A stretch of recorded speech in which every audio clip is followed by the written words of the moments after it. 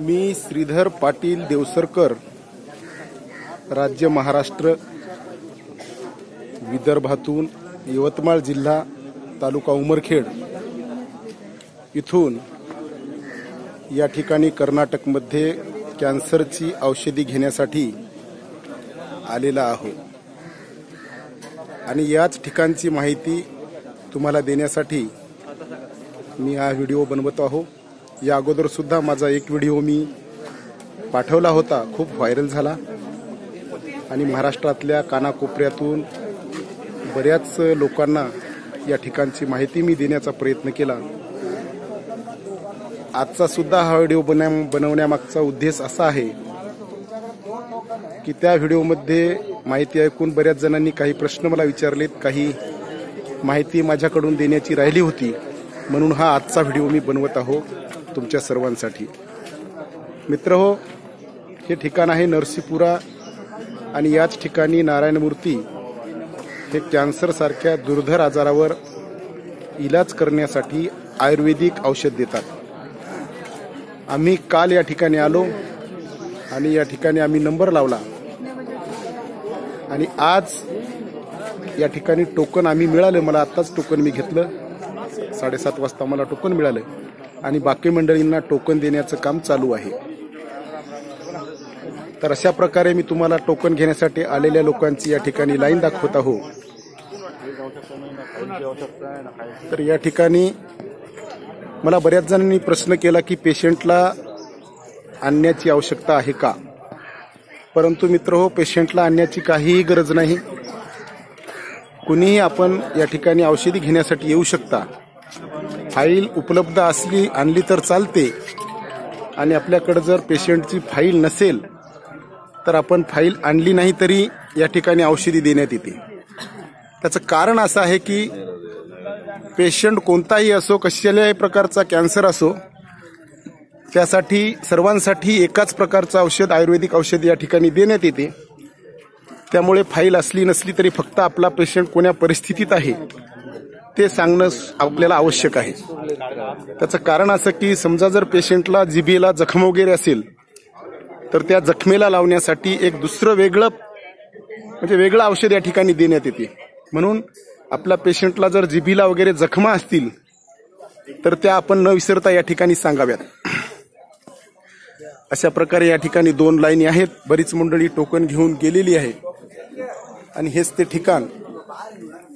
या ठिकाणावर काही सूचना सुद्धा लावण्यात आलेल्या आहेत, त्या सूचना मी तुम्हाला मागच्या व्हिडिओत सुद्धा सांगितल्या होत्या।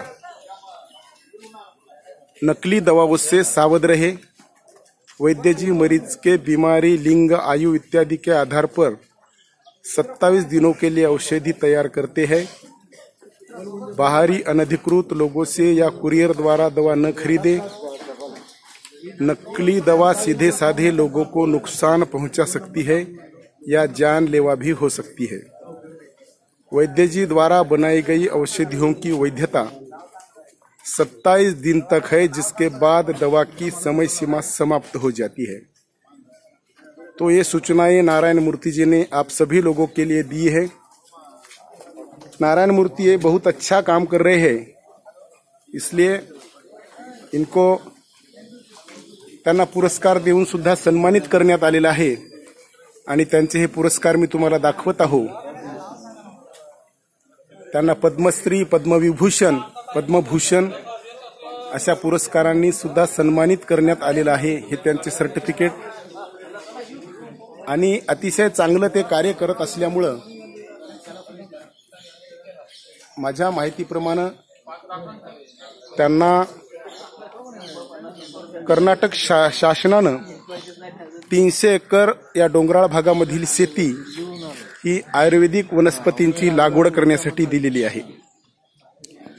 अशा प्रकारे हे ठिकाण आहे आणि इथंच बाजूला आपल्या नाश्त्याची सुद्धा व्यवस्था आपली आहे। या ठिकाणी आलेली मंडळी नाश्ता करतात, नाश्त्याची सुद्धा व्यवस्था या ठिकाणी आहे। तर दुसरं सांगायचं म्हणजे हा व्हिडिओ माझा मी व्हायरल पाठवल्यानंतर बऱ्याच लोकांचे मला कॉल आले आणि त्या लोकांनी मला काही शंका विचारल्या होत्या की पेशंट आणावं लागता का, परंतु पेशंट आणण्याची काही गरज नाही. पैशाच्या बाबतीत सांगायचं झालं तर एका महिन्याच्या औषधीसाठी आपल्याला 400 रुपये या ठिकाणी औषधीसाठी घेतात. आणि या बिमारीचा आणि औषधीच्या पैशाचा जर विचार केला तर ही रक्कम फार मोजकी आहे. ही बाहेरून आलेल्या मंडळींची गाड्या. आता काही जणांनी विचारलं की औषधी कशा प्रकारची आहे. तर मित्र हो, आपल्याला औषधी म्हणून 3 पुड्या देण्यात येतात आणि त्या 3 पुड्या आपल्याला त्या 3 पुड्याची औषधी आपल्याला बनवायची आहे आपल्या घरी. तर त्याची प्रक्रिया अशी आहे की त्यांनी दिलेल्या पुड्यातील 1 पुडी आपण घ्यायची आणि मोठा एखादा गंज घेऊन त्या गंजामध्ये पातेल्यामध्ये आपल्याला ती पुडी आणि 6 लिटर पाण्याच्या द्रावणात ती पुडी टाकायची आहे. आणि त्याच्यामध्ये 2 चमचे मिरे आणि 2 चमचे जिरं हे बारीक करून त्या पावडर सोबत आपल्याला त्या पाण्यामध्ये उकळायचं आहे. आणि ते पाणी एवढा वेळ उकळायचं की ते 3 लिटर शिल्लक राहिले पाहिजे. 3 लिटर पाण्याची वाफ झाली पाहिजे. मग राहिलेलं द्रावण जे 3 लिटर आहे ते आपलं औषध आपल्याला पुन्हा ते सुती कपड्यामध्ये वस्त्रगाळ करून आपल्याला ते औषध आपलं तयार होईल. आणि असं हे वस्त्रगाळ केलेलं द्रावण म्हणजे आपली ही कॅन्सरची औषधी तयार झाली. मग आपल्या पेशंटला सकाळी, दुपारी आणि संध्याकाळी अशी 3 वेळ पेशंटला पोटात काहीतरी खाऊन, पेशंट खात असेल तर त्याला खाऊ घाला. आणि काही पेशंट जर खात नसतील, लिक्विडच्या रूपात असेल त्यांचा आहार, तर त्यांना काहीतरी लिक्विडच्या स्वरूपात आपण पाजायचं. आणि त्यानंतर 100 मिली हे औषध आपल्याला आपल्या पेशंटला द्यायचं. अशी एका पुडीचं द्रावण हे आपल्याला 10 दिवस पाजायचं. रोजचं 300 मिली म्हणजे 10 दिवसामध्ये आपलं ते 3 लिटर द्रावण आपलं पुरेल. आणि त्यानंतर आपल्याला पुन्हा त्याच प्रक्रियेनं दुसऱ्या पुडीचं औषध करायचं. आणि अशा एका महिन्याची औषधी आपली झाल्यानंतर आपण ही औषधी पुन्हा घेण्यासाठी यायचं आहे. आता बऱ्याच लोकांनी प्रश्न केला की औषधी किती दिवस घ्यावी लागेल.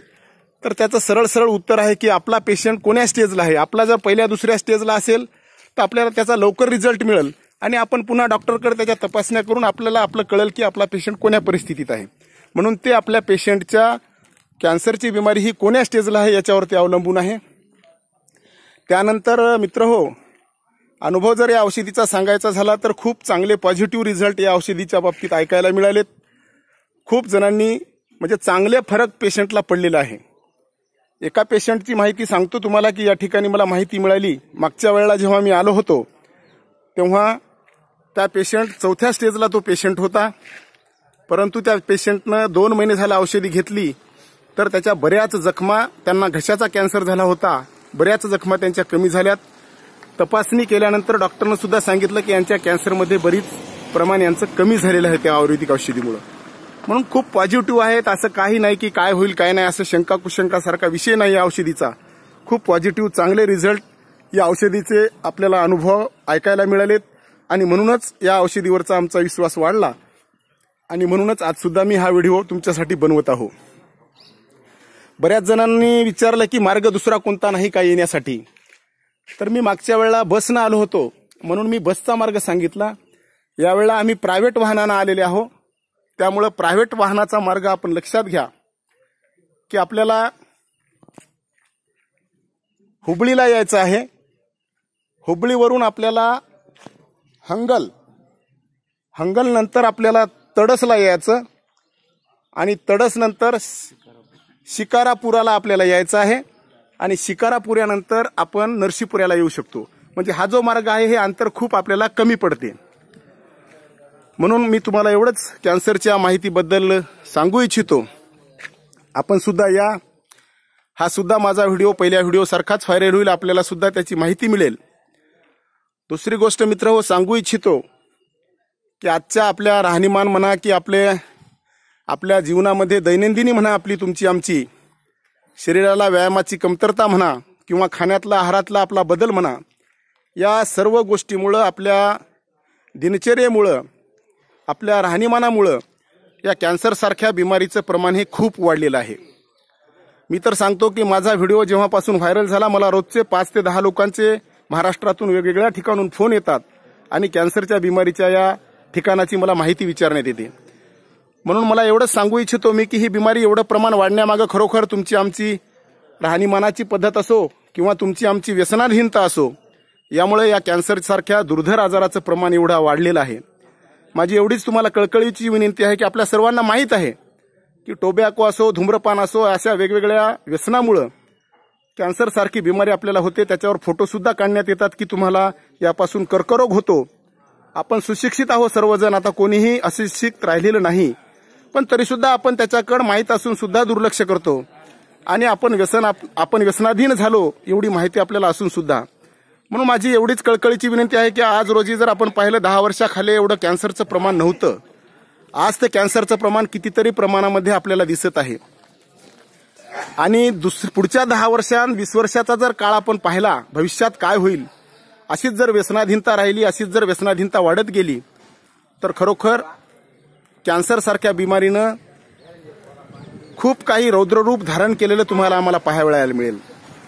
म्हणून अशी बिमारी आपल्यावर अशी वेळ येऊ नये, आपल्या जवळच्या कोणावर अशी वेळ येऊ नये म्हणून आपण सुद्धा व्यसनाधीन व्हा, आपल्या व्यसनाच्या दूर राहा, आपल्या व्यसनमुक्त व्हा आणि आपल्या जवळची काही लोक असतील तर त्यांना सुद्धा व्यसनापासून दूर राहण्यासाठी आपण प्रोत्साहित करा.